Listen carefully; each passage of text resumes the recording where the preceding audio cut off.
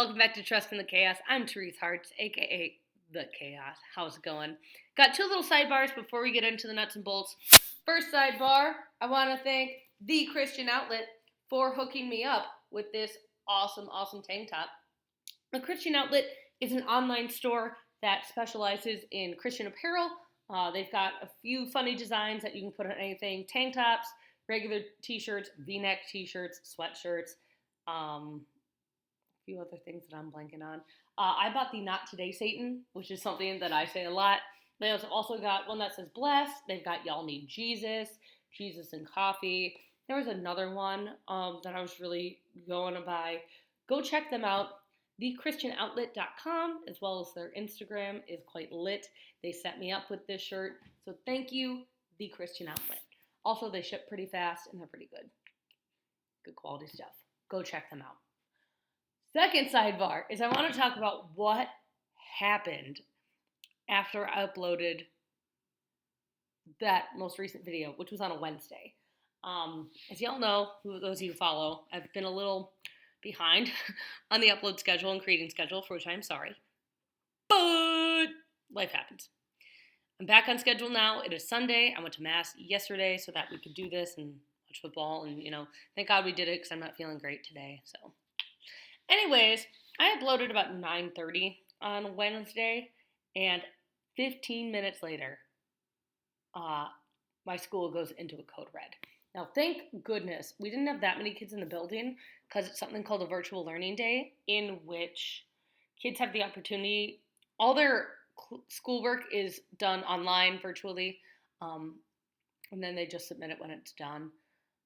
Thankfully, we didn't have that many kids in the building. I had two of my choir kids and one of their friends in my room when it happened, and all of a sudden they're like, code red, close your doors, don't move. And I'm just there like, this isn't funny. Why are we having a drill on a VLD? This is not okay. No. So I'm messaging like my coworkers, like, what's happening? What's going on?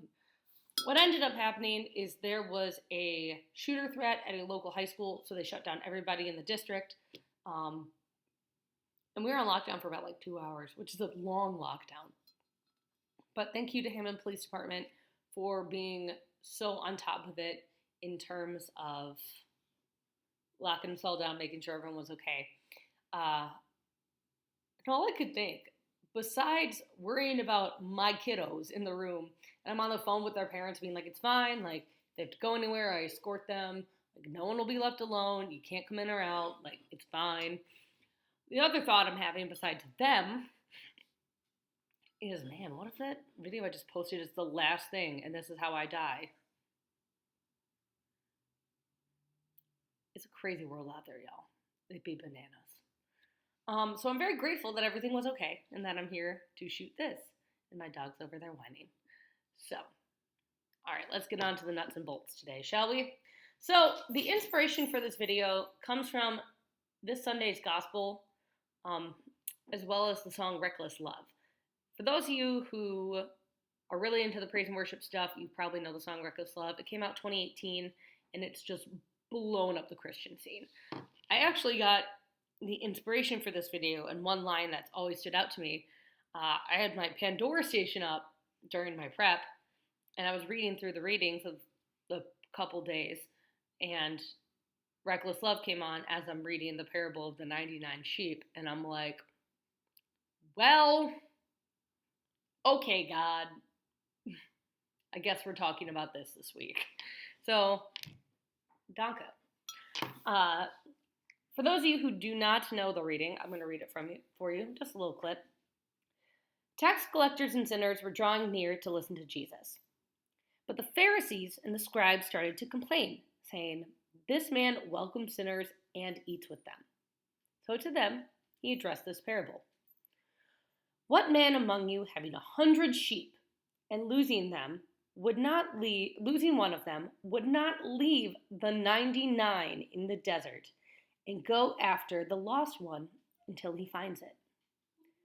And when he does find it, he sets it on his shoulders with great joy, and upon his arrival home, he calls together his friends and his neighbors and says to them, rejoice with me, I have found my lost sheep.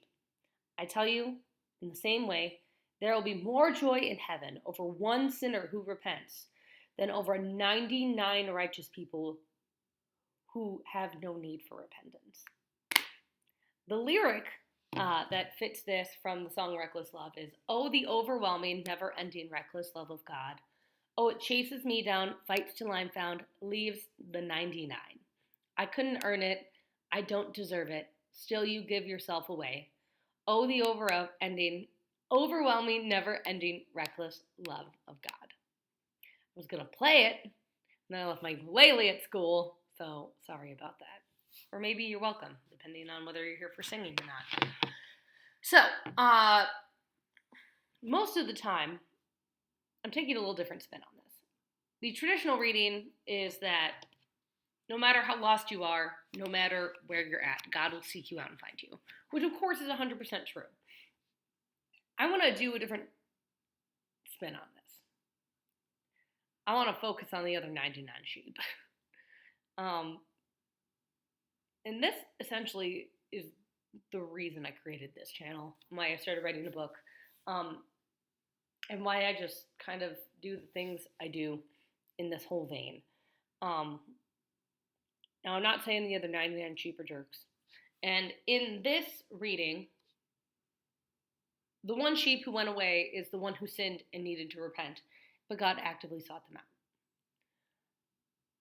Now, the 99 sheep were happy in their little pod, just like hanging out. I don't know sheeping terms. I grew up in the suburbs. Just chilling, following the shepherd, doing whatever. And I would think that a lot of the strong Catholics I look up to, of course they struggle. We all have our struggles. Those 99 sheep just aren't sitting there eating grass and being like, everything's fine. I'm sure they've got other struggles. Again, I don't know sheep. I grew up in the suburbs. But I want to talk about that one sheep and why they left. I feel like that one sheep a lot of the time, especially in the vein of mental illness and faith. It really sucks. A lot of the strong Catholics I look up to have this incredible, beautiful expression where they do nightly rosaries and are reading books and listening to things and wear veils to Mass and just have this Christian-centered, everything's about Jesus. And that is a beautiful expression. And they pretty much like have their like Catholic group and they chill with the other 99 sheep. I'm definitely not that type. As I've said before on this channel, I don't have many Christian Catholic friends, which really sucks. I've talked about how alone that makes me feel, and I think my experience with mental illness and Catholicism really pushes me out to the outskirts even further. I'm very much more, with my expression, the eating with the sinners type. I firmly believe in the evangelize, always use the words if necessary as well. I find that my evangelization comes from being very relational and being open and not being judgmental and hearing people out and going from there. And that leaves me feeling really not Catholic enough or very excluded or like these other Catholics are looking at me like, she's not really Catholic, like she's liberal, like, girl, no.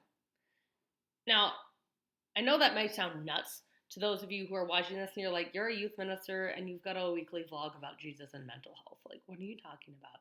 But I really don't feel that way. I feel like I'm this weird, ostracized, lonely sheep out in the Catholic world. And I think my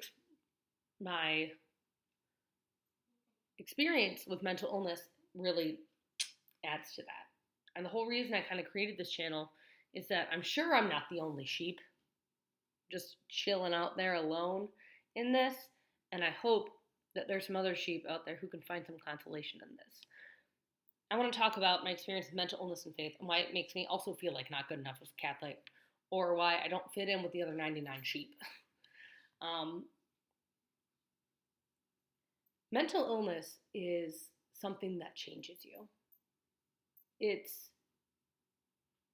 something you will live with for the rest of your life. Whether you eventually get out of it and find healthy coping mechanisms and you're good to go, or it's something that's going to be a daily struggle for the rest of your life, it changes you. It changes the way you view the world, changes the way you view relationships, it changes the way you view yourself. We are in September right now, which is Mental Health Awareness Month, also Suicide Prevention Month. Last video of this month, I'm going to talk about my suicide attempts, which, future trigger warning. And thank God we are in an era of social consciousness where mental illness is so talked about and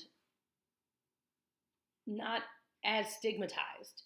Now, just because it's not stigmatized as much doesn't mean it's still not a fringe topic.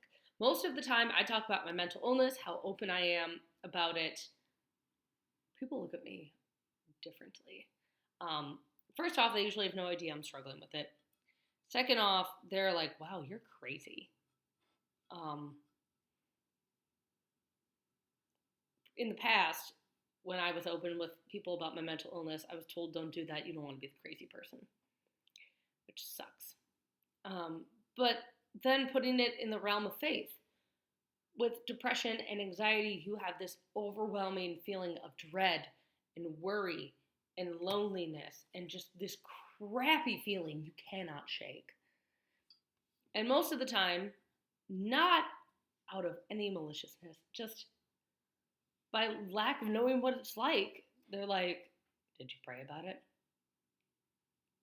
This is why my second video was things to never say to a Catholic with mental illness. Again, none of them are malicious. You just don't know until you've been through it. And that's why struggling daily with these feelings of deep, horrible sadness or fear while trying to follow. And of course I believe in God. And I know that in this parable especially, just because I feel not like the crowd, God will come out and seek me and rejoice that I'm here, that he's found me. And I know that.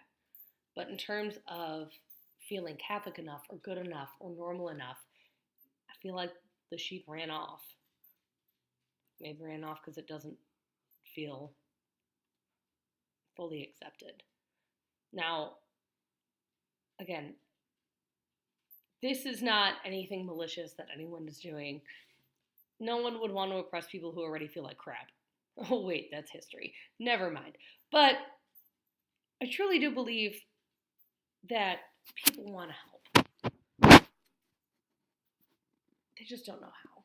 And I'm really grateful that I have either friends who have been through this or friends who empathize and are super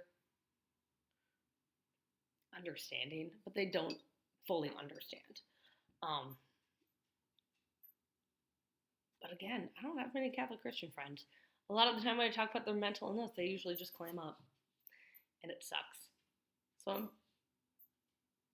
I want to be with the 99. I just don't know how. And I hope that through this conversation I'm hopefully starting with Trust in the Chaos, that I'm shining light on an area that the Catholic Church and the Christian Church can do so much good, so much healing, so much understanding. But we first need to recognize that the sheep is lost and try to figure out why. Again, I know God is there, and I'm really grateful for my relational expression, and one that's a little more non-conventional. I'm a lot more open to listening and trying to see where people are at and really praying about it and discerning that than, unfortunately, most people I've encountered. I love eating with the sinners. They're fascinating. And learning and being with them and trying to bring them in is great. But sometimes I wish I could also be with the saints. You know what I'm saying? Every once in a while. So if you are struggling with mental illness in any form of Christianity or faith and you feel like there's not a spot for you, know that you're not alone in that feeling. And I hope that through this channel we can find a community of people who struggle but want to follow. And when we talk about this struggle, how it's different than any other struggle out there. Because it's you against your freaking brain in the fight for your soul. And it sucks. But just know that even though you may feel like the lost sheep in this parable, God is calling you back. And there's some other lost sheep out there too who are looking for somebody. In Trust in the Chaos, I'm Therese Hartz. Have a great week, y'all.